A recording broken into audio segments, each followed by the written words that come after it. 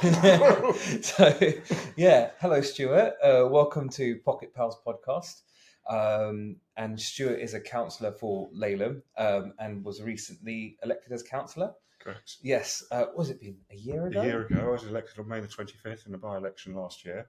Yeah, and actually moving the Conservative government, Conservative councillors out as well, which I something that I've noticed that would probably be productive within this area. My own bias, obviously. Okay. So what I'd love to first off is why did you decide to become a councillor, Stuart? Why did I say so?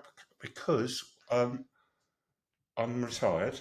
I worked for the fire brigade for 28 and a half years and retired as a station officer. So I've always been a public servant. Mm-hmm. I joined the Green Party a few years back. Mm-hmm. I've sort of been a socialist for most of my life and fell out of love with the Labour Party. Fair enough. And joined the Greens, which is the right place for me because I agree with 90% of their manifesto. Mm. And I'm very passionate about green issues and protecting the climate for my children or my child. Oh, fair enough. I thought about the opportunity to become a councillor came up a couple of years ago in a by-election, and I thought I wasn't ready. Mm.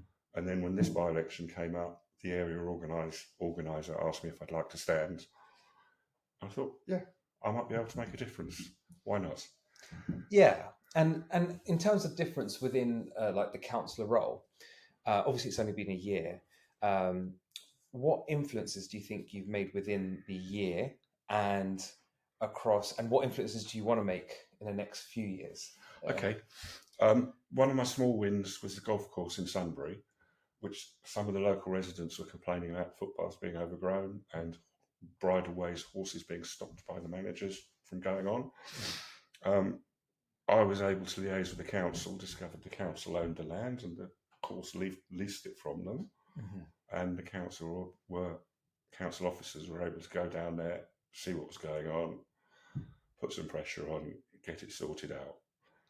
And that was quite nice. Yeah. A little local win. I've had a few little local wins. I can't talk about various individual people's circumstances that I've helped, mm-hmm. but I quite enjoy doing that, helping people out with bureaucracy and trying to fast track some of their issues where there's problems. Mm. I get quite a lot of reward from doing that. It's similar to in my much earlier life. I was a shop steward for a short period of time, and that was again quite rewarding. Mm. So being a councillor is kind of an advancement on that. Well, I mean, it really shows. I mean, from being a part of the fire brigades and then moving into like Green Party and becoming councillor and helping people, on a small scale, actually means a big thing because we do talk about these big issues where like we're talking about saving the world and reducing CO2 emissions and but actually looking after Sunbury golf course or looking after the fields back here, these greenbelt fields, I think are important issues as well, right? And the issues we can see. Mm-hmm. And obviously we've got some issues within Laleham itself. Yes. the potholes, and I suppose yes. Sorry, I'll just jump in on the potholes. Absolutely. I get a lot of people talking about potholes, mm-hmm. and what I say to them is, have you actually reported it yourself? Mm. And quite a lot of the time the answer is no. Mm-hmm. So it's, well, what do you expect to happen? Mm-hmm. Don't expect me to report them for you initially. Go and report them on the Surrey County Council website, 2 minutes, or phone up, mm-hmm. a bit longer. See what happens. They've got a criteria for dealing with them. And then if nothing's been done for a couple of weeks, mm-hmm. contact me. Mm-hmm. And then we'll see what we can do. But until people have to... I'm preaching. Maybe I'm preaching. Sometimes people have to take some responsibility and go, oh, well, I'll just call that in, or I'll just call that in. And then otherwise it's not going to get done. I have this feeling that people don't know what they don't know. So they know that there's a problem, but they don't know how to contact, even if it is on the website. So, I mean, I suppose after this podcast, what I'll do is I'll get the emails that they can use to send in, or your email if you don't mind. Yeah. And then if they've got any issues, I can definitely send an email to yourself about any issues, if that's okay. Yes, but again, if you email me about issues, things like potholes, please report it first and see what happens. Yeah, sorry, or where to report. As Yeah, you know, yeah. we'll provide a website for that. So, I'm just looking at my notes. So, what do you reckon around Laleham and Shepperton are the biggest problems that you can solve, or as a councillor? The biggest problem at the moment is the pipeline and the way the work's being done. Mm-hmm. The reduced traffic through Laleham supposedly led to the closure of a very nice pub because the landlady claims she lost a lot. Well, she lost a lot of business during COVID, but survived it, and lost a lot of business with the pipeline works, which finished her off. And unfortunately, I have emailed SO. Not much they could do to help the landlady in that situation, but the other issue is all the dirt and muck coming from the roadworks. And again, I've been on the case just to let them know I'm aware and see if they can make more of an effort to reduce the disturbance to residents. And this is coming from more of a kind of as a resident myself, like Esso caused these problems. It actually Feathers was a fantastic pub. Yeah. I took Zara over there. We just sat and had a nice drink, and obviously he didn't. He had his apple juice, and now it's closed, and it's so close by, and it's beautiful, beautiful pub, beautiful service as well. And it really, I suppose you weren't there when they did the permissions and stuff, but it would have been a really. Would there have been a way the council could have set the contract so that if Esso go over time, that they'll pay a penalty for, say, not completing the works on time because they haven't, essentially? I believe that's possible, but I'm not completely sure. It's the honest answer. And I don't know how the contract was set up. Yeah. Is there a way, something that you could do now to make sure that they stick to a certain timeline? I can look at what they're doing next and see what permissions have been given to them for their roadworks.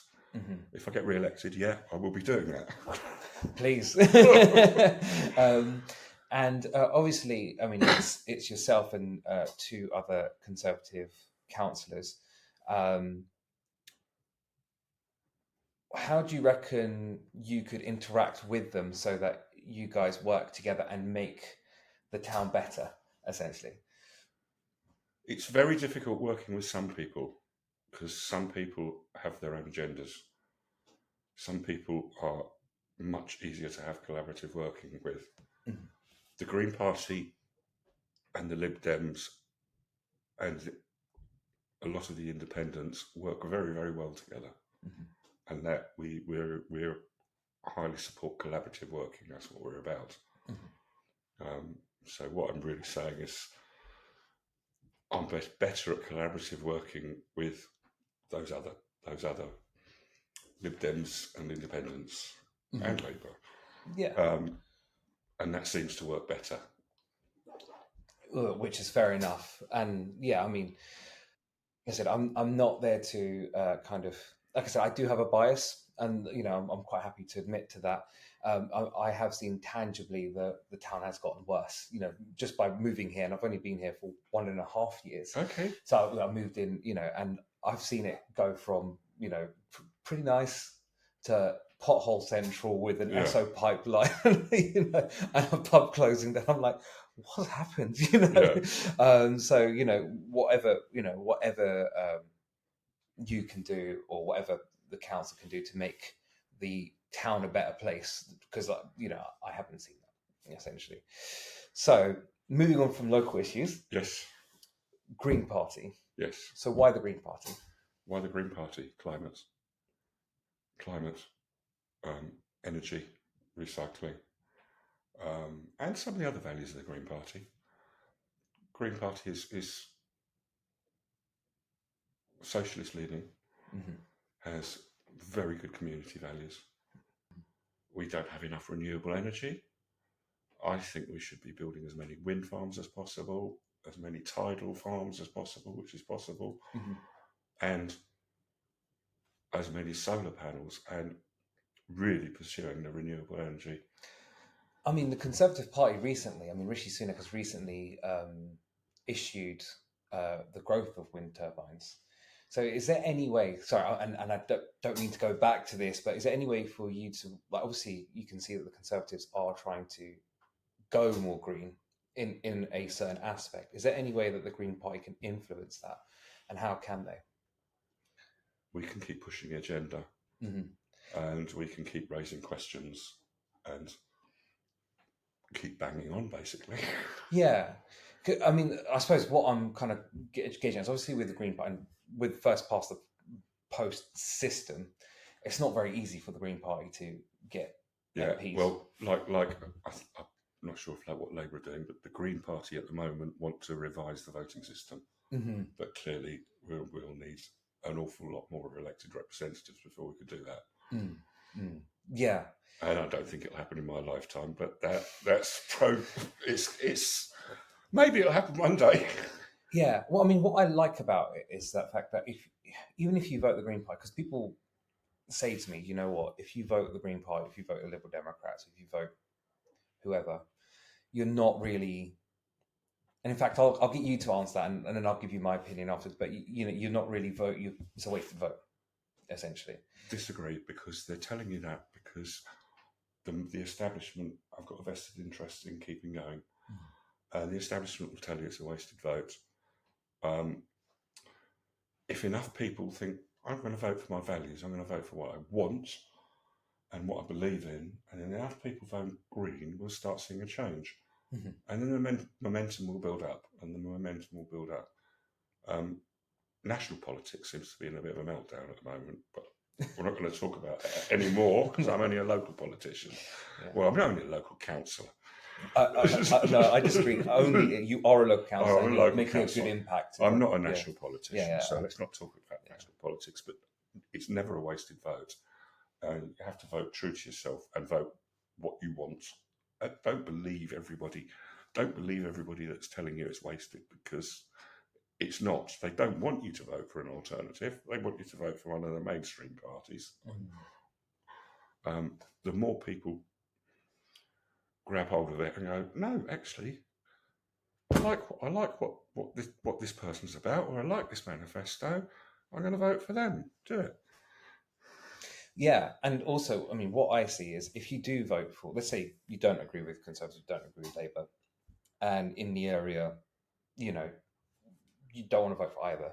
If you vote for a party that you agree with the values of, those parties end up absorbing the policies. So, like the Conservatives, I don't think they would have done wind farms without the Green Party.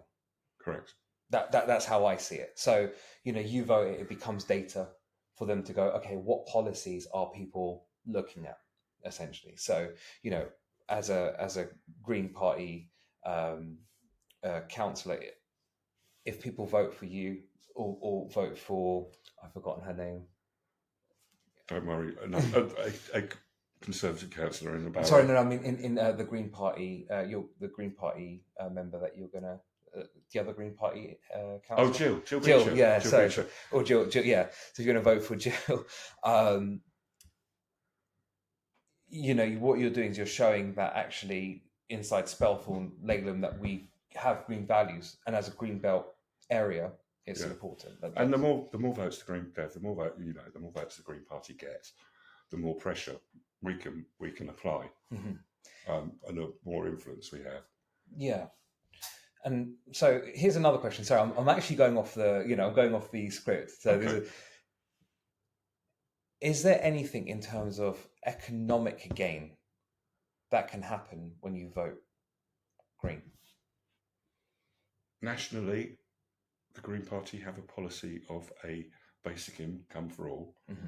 This has been trialled in a town or county in Canada a few years back, and it was kind of an experiment that finished. It's a very interesting policy, and it's a way of looking at benefits and paying everybody the same income and trying to get rid of some of the benefits. Whether that's an economic advantage or not, I don't know. The Green Party policy is kind of decided at conference. One of the major national parties seems to run on what I call focus group politics, and just has lots of focus groups and feedback, and it's about core values. And do you believe in what you're doing, or are you just reacting to stuff? And getting that balance right. Yeah. Well, I mean, UBI, it's interesting. I think the American politician that pushed it was a guy called Andrew Yang, if I remember correctly. And if I remember correctly, and said, I will fact check this, it was actually done in Alaska, which is a Republican state, which is a right wing. Okay. And the reason why was just because they didn't want to deal with the bureaucracy of giving benefits out, because you're spending money. Yeah, exactly. So you give a UBI out to everyone because the oil company had to distribute the money somehow, to do the agreement, to do the extraction of the oil, and everyone benefited. And actually, you saw a better quality of life because everyone could eat. Yes, yes. No, that was one result of that experiment. Yeah. So and if people can eat, that means they can work and they'll focus. And yeah, I mean, so I'm going to say I'm going into the negative place, but something that. What's your opinion on this idea that the reason why people are poor are that they're lazy? It's something that I don't agree with, but so to say, like, how would you deal with that kind of mindset that people tend to have? I don't agree with that. People are poor due to circumstances, lack of life choices, health, and a multitude of other reasons. But those are the main ones. Yeah. I mean, I said it was a very small, very leading question, but I do think that's important to address. And I suppose it's not so much in Spelthorne and in Laleham. A lot of people here are doing pretty well, and I love this area. It's beautiful.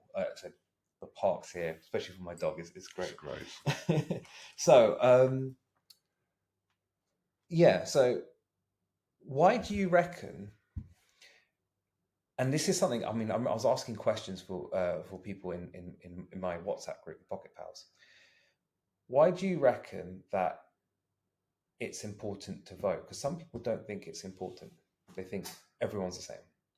If you don't vote, you can't complain because you haven't voted. I met one person in Laleham at a very nice house who's had a builder's truck, clearly doing well. I don't think he was there last year when I was canvassing, in his early 40s, never voted.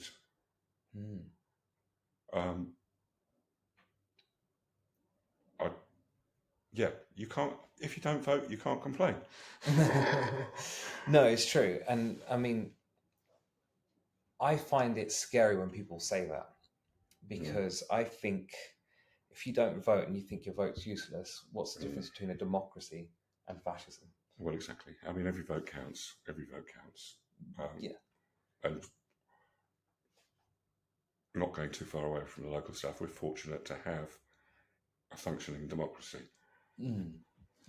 Yeah, it's true. And yeah, we do have a functioning democracy, almost, to a fault, which I love. I love the fact that you can have someone from one side of the spectrum to the other side and people disagree. And that's perfect. If there wasn't disagreement, there would be actual fear. It's like, why are people not disagreeing? So yeah, absolutely, and absolutely disagree with policies within the Green Party, within the Conservative Party, within the Labour Party, because actually that's important. I think. So a bit more about the local area. Let's bring it back. So okay. In terms of education, is there anything in Laleham that you think is going well with education. So I've got two children. They're 2 and 3 months. And obviously, I'm thinking about, how's education going? Is there anything that you think is positive or negative? How do you think education is going around Stockholm? Unfortunately, it's a very difficult question for me to answer. My son is now 25 and was educated in Elmbridge, well, in Walton, in fact, before we moved to Charlton Village. Mm-hmm.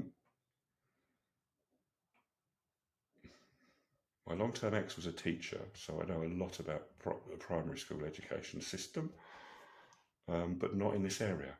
I haven't been involved in schools in this area or had any questions from ward members about the education system at all. I've had questions, to diverge slightly, I've had complaints and questions about parking outside schools at morning and afternoon time and stuff, but that's been my involvement. Honestly, that's been limit of my involvement. But that so far probably shows it like no news is good news. So, and if there are any complaints about education, by all means, and I think that's important to kind of think. And are there any other things within Laleham and Shepperton that you think should improve? The studios. The main problem is the studios finishing the build, getting it sorted and tidied and settled. Credit to the studios, they are putting some money back into the Ash River and getting all that tidied up and made a nicer site. Concentrating on biodiversity, they are sticking some trees in and trying to be a bit tidy. But that's once it's all settled down, I think it'll be a much nicer area to live in. Yeah, and this is where, like, kind of the businessman in me, I'm a landlord myself. So I don't know if you know that. No. The businessman in me is like, without progress, without these studios, without these kind of infrastructures in place, you don't get the richness of the area. But then at the same time, you don't want them to completely destroy the area. Exactly. So it's good to keep that balance. And, if they are helping with the river ash, it's fantastic. And how are you keeping them, like with the ESO, is there any ways that anything that you can do to keep them accountable for? I'm on the Shepperton Liaison Committee. Mostly we just met by Zoom at the moment. They keep us updated. They keep local councillors and residents associations updated on what's going on and what they're doing. I've got a couple of people I can email directly. Liaison officers initially within the Shepperton Studios group about issues, and there have been quite a few that residents have raised. And some have been resolved to the residents' satisfaction. There's, as the residents know, there's still considerable light and noise pollution. But again, the studios have been working to mitigate that. But we need to keep on the case. Yeah, that's important. And actually, that's exactly why you should vote for people who care about the system. And that's the impression I get when you come and canvass, you walk around. And I don't think that I can see there's an unrelenting energy within the Green Party around Laleham and Shepperton, and we see you everywhere. Brilliant. So it's like I said, that's good, and I've pointed that out to other councillors as well, that that you can see the energy within yourself, Stuart. Oh, thank you. So in terms of the Green Party, so sorry, I'm jumping again. Which that's how my mind works. And in terms of like groups, which I don't think the Green Party are affiliated with, but have got the message across, like the Extinction Rebellion.